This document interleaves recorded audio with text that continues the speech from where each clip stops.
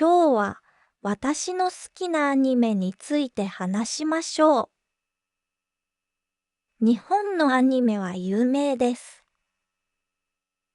日本では子供だけでなく大人も漫画を読んだりアニメを見る人がとても多いです。私もアニメが大好きです。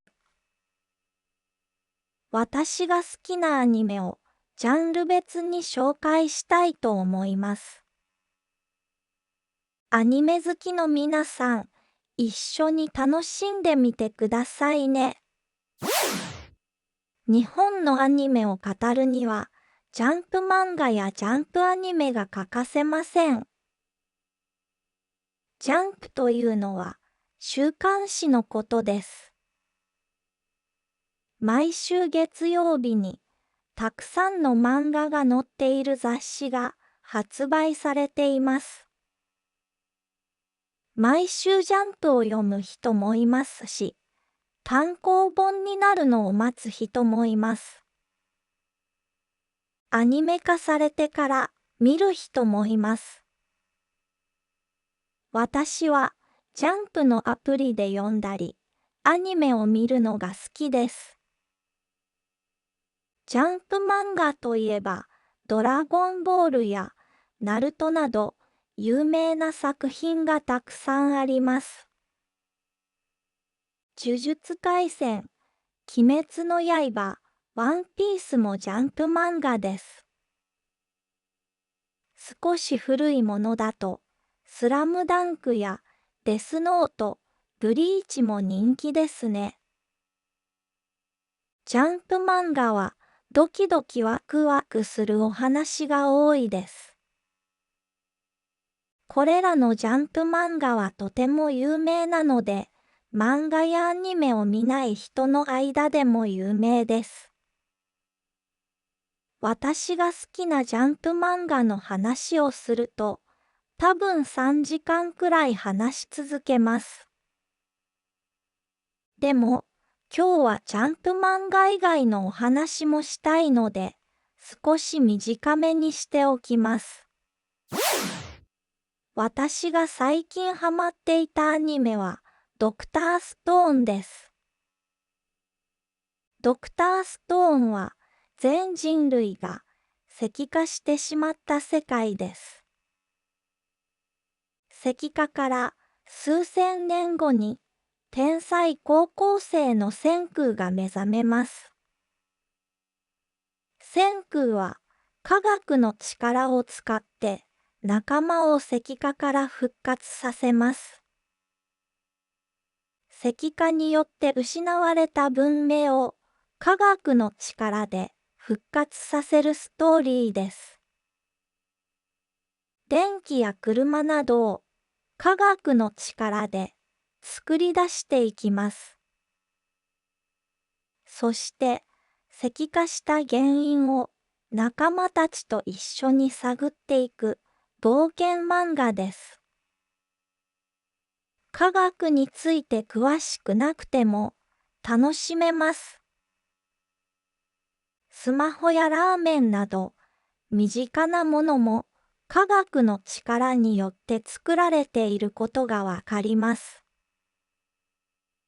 キャラクターも魅力的なので、まだ見てない人はぜひチェックしてみてくださいね。日本らしいジャンプアニメは、るろうに剣心と銀魂です。どちらも実写映画化もされていて、とても人気のある作品です。るろうに剣心は、伝説の人斬り侍、剣心の物語です。剣心は、かつて、とても強い侍で、たくさんの人を刀で切っていました。ある出来事をきっかけに、不殺の誓いを立てることになります。人を切るためではなく、人を守るために、刀を握ることにしました。1800年代中期の日本の様子を知ることができます。銀魂はギャグあり、感動あり、シリアスありなドタバタアニメです。物語の舞台は1800年代の日本の街並みです。主人公の銀さんはニート侍と言われるくらいだらしがない人です。でも情に厚くて強くて大切な仲間のためなら命も懸けてしまうような勇気あふれる侍です。銀魂のアニメは12年間もテレビで放送されていました。とても人気のあるアニメです。少し古いジャンプアニメですが、光の碁もとても良いストーリーです。平凡な小学生の少年が天才囲碁棋士の霊に取りつかれたことで囲碁を始めます。囲碁漫画ですが、話の主軸は少年の成長で繊細なストーリーです。私はこのアニメを見ても囲碁のルールは全く覚えませんでしたが、とても楽しめました。また、ジャンプアニメで忘れてはいけないのがハンターハンターです。ハンターハンターはゴンという名前の主人公の冒険ストーリーです。主人公のゴンの成長を見るのも楽しいですし、仲間のキャラクターも魅力的です。私はヒソカというキャラクターが好きです。少し不気味ですが、面白い話し方をします。ハンターハンターは奥深い哲学やテーマが含まれています。子供が読むのと大人が読むのでは違った楽しみ方ができると思います。ハンターハンターは今もまだ完結していません。ハンターハンターの作者、富樫義弘は腰痛のためよく連載をストップします。それでもハンターハンターのファンが根強いので、みんな続きを楽しみにしています。ジャンプの雑誌にハンターハンターの漫画が載る週は売り上げが2倍になるそうです。最近の大人気ジャンプアニメといえばスパイファミリーです。アーニャという子供のキャラクターがとても可愛いです。アーニャのコスプレをする人も多いです。スパイファミリーはスパイの男、殺し屋の女、超能力者の少女が偽の家族として一緒に暮らす話です。家族としての普通の日常を送るためにトラブルを解決するホームコメディです。他にもジャンプアニメにはジョジョやトリコ、チェンソーマンなど面白いアニメがたくさんありますね。日本の人気アニメにはノイタミナというのがあります。ノイタミナとはテレビの深夜アニメの番組のことです。ノイタミナで放送されたアニメには傑作がたくさんあります。カバネリは割と最近のアニメですが、とても人気が出ました。カバネと呼ばれる怪物に噛まれると、人はカバネになって人を襲います。カバネと戦うストーリーですが、装甲蒸気機関車に乗って戦います。スチームパンクゾンビアニメです。僕だけがいない街は、子供の頃に起きた誘拐事件をタイムリープをして解決する話です。最後までドキドキハラハラして、とても引き込まれるアニメです。サスペンスミステリーではありますが、怖い感じはあまりありません。キャラクターの感情や心理が丁寧に描写されています。うさぎドロップは若い独身男性が祖父の隠し子の6歳の女の子を引き取る話です。最初はお互いにうまくコミュニケーションが取れませんでした。ぎこちなかった2人が徐々に家族になっていく様子が描かれています。穏やかで一生懸命でとても感動するストーリーです。サイコパスは映画などたくさんのシリーズが出ている人気作品です。近未来の社会では人間の心理状態を機械を使って数値化します。心理状態が悪い人間は刑事に処分されてしまいます。数字で人間を判断することで事件になることを防ぐ目的です。テクノロジーが発達した未来での社会の在り方を考えさせられます。銀のさじは北海道の農業高等学校を舞台とした学園アニメです。豚や牛などの農畜産物を消費者と生産者の視点から描いています。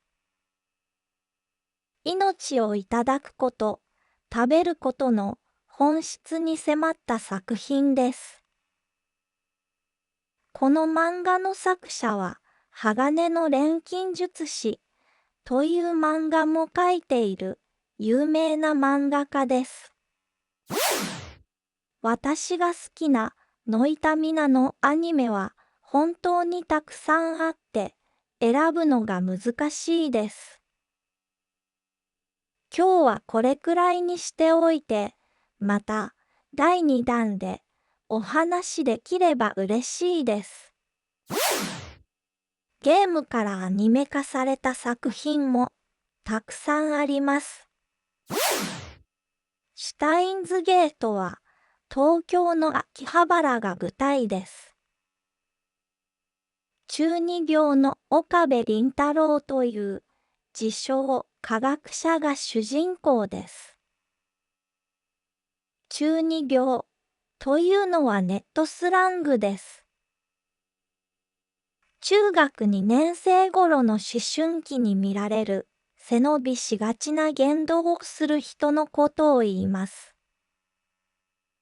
ある日、偶然にもタイムマシンを作ってしまいます。それをきっかけに大きな陰謀へと巻き込まれる話です。キャラクターもストーリーも超絶面白いです。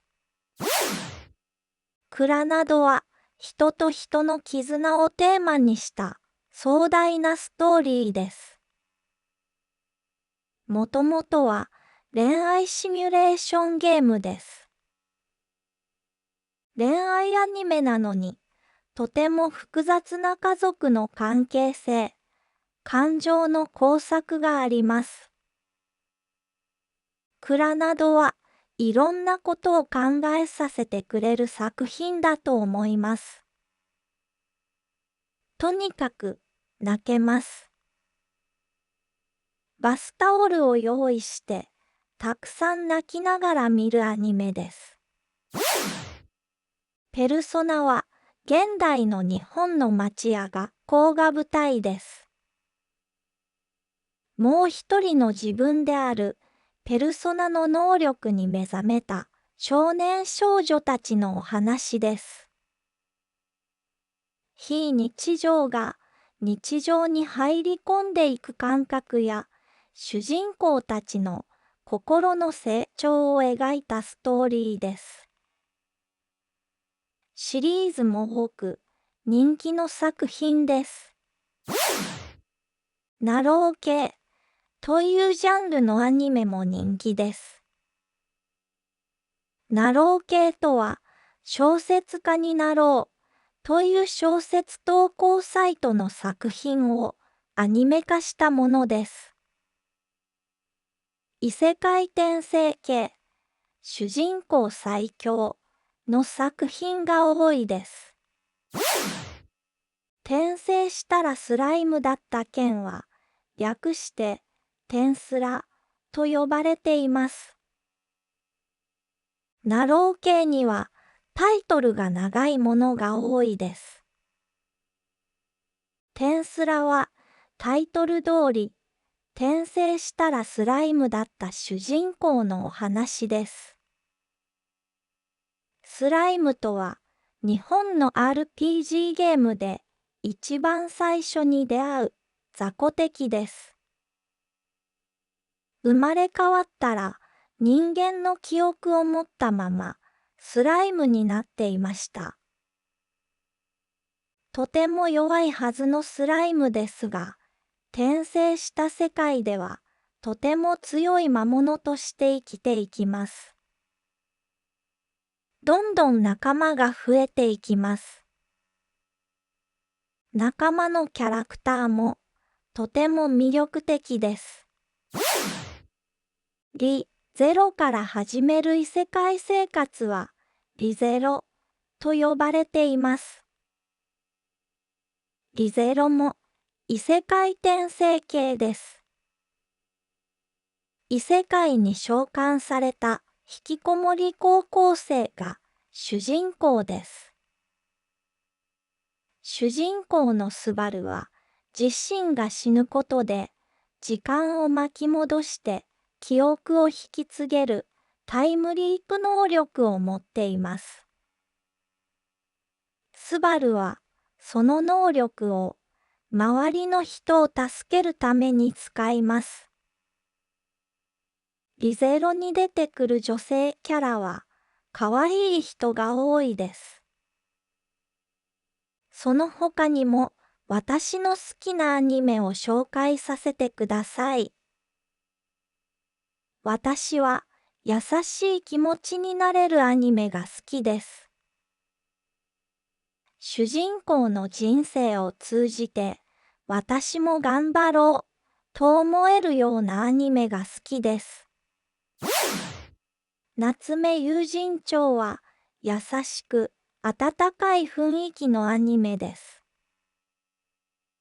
主人公の夏目はあやかしと呼ばれる妖怪を見ることができます。あやかしにも人間の友達にも優しく心が美しい主人公のお話です。簡単な日本語なので日本語の勉強にもおすすめです。ランウェイで笑っては主人公がパリコレモデルになる夢を一途に追いかける話です。主人公は身長が158センチしかありません。モデルとしては身長が低すぎるので周りに諦めろと言われてしまいます。しかし決して諦めない主人公が夢に向かって走り続けるストーリーです。とても勇気づけられるアニメです。4月は君の嘘という作品は先ほど紹介したノイタミナ枠です。このアニメは母親の死をきっかけにピアノが弾けなくなってしまう中学生の天才ピアニストの話です。4月のある日、中学生バイオリニストの少女と出会います。自由で楽しそうな彼女の演奏をきっかけに、主人公はまたピアノに向き合います。主人公の成長にとても感動します。日常系のアニメはほのぼのとしたゆるい雰囲気に癒されます。ゆるキャンはキャンプ好きの女の子のグループのお話です。実際の日本のキャンプ地が舞台になっています。富士山の眺めが美しいキャンプ地など、アニメを見ていると、キャンプに行きたくなります。キャンプの道具を買い揃えたり、キャンプ場で食べるご飯を用意するのも楽しいですね。アニメの舞台となった場所を訪れることを聖地巡礼と言います。ゆるキャンの聖地巡礼をいつかしてみたいですね。白箱は仕事の日常アニメです。主人公はアニメ業界で働いています。リアルなアニメの制作現場が描かれています。アニメが完成するまでの過程や苦悩が見られる作品です。アニメの制作会社で起こるトラブルや人間関係などもとてもリアルで興味深いです。ボッチ・ザ・ロックはガールズバンドアニメです。主人公は父親からギターを借りて動画投稿をしていました。でも、友達を作るのが苦手なので、バンドを組むことができませんでした。そんな主人公が友達を作ってバンドを始めるアニメです。こういった主人公の成長が見られるアニメは素晴らしいですね。今日は私の好きなアニメを紹介しました。今回紹介したもの以外にももっとたくさん私の好きなアニメはあります。紹介しきれなかった作品はぜひまた第2弾でお話ししたいと思います。あなたの好きなアニメをぜひコメントで教えてください。次回の動画もお楽しみに。そして、もしまだチャンネル登録をしていない場合は、ぜひチャンネル登録をお願いします。